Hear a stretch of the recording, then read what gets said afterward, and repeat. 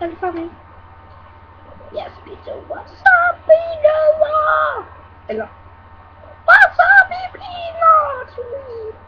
Det smager ret godt. Men de er ret stærke.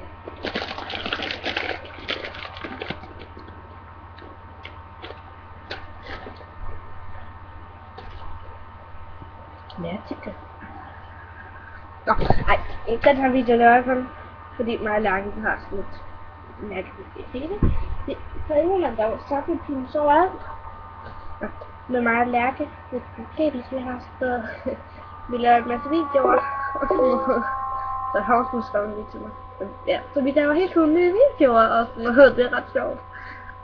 Ja, men jeg har i hvert fald også næsten lige startet en vlog, så læg spørgsmål i kommentaren dernede, så bliver jeg virkelig glad. Ha' en god wasabi dag, mand. Elsker jer. Møs.